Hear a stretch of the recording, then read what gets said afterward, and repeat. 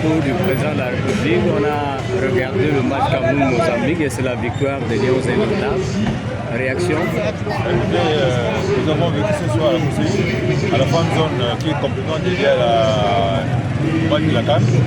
Un double événement, c'est important. D'abord, le premier discours septennal du chef de l'État s'est adressé à la nation ce soir pour souhaiter bonne année et annoncer son programme. Je pense que pour finir en beauté, nous avons également assisté à ce grand match avec plein de suspense, mais qui est fini par une grande victoire du Cameroun.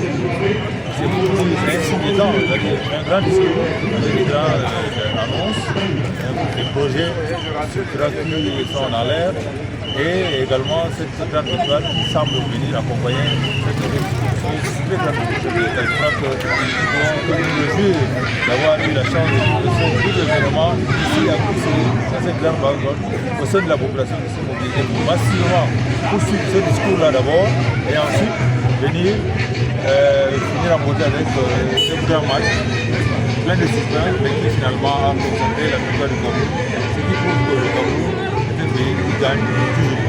Vous avez vous-même le parrain de cet espace, fan zone, héritage de fan zone. Alors qu'est-ce qui vous a motivé à aménager un tel espace à Bruxelles? Écoute, je crois que ce n'est pas la première fois. C'est la deuxième grande fan zone que nous avons vécue. Mais également, la ville de Bruxelles est une ville de sport. Nous savons que les populations de Bruxelles aiment le sport, adorent le sport. Et je pense que c'est tout à fait mérité parce que quand on parle de développement, il n'y a pas que les investissements, c'est aussi la paix sociale. La cohésion sociale fait partie du développement et nous pensons que cette fan zone contribue largement à unir les populations de Logone et Chari et celles de Bruxelles en particulier pour qu'ensemble elles partagent en communion des événements.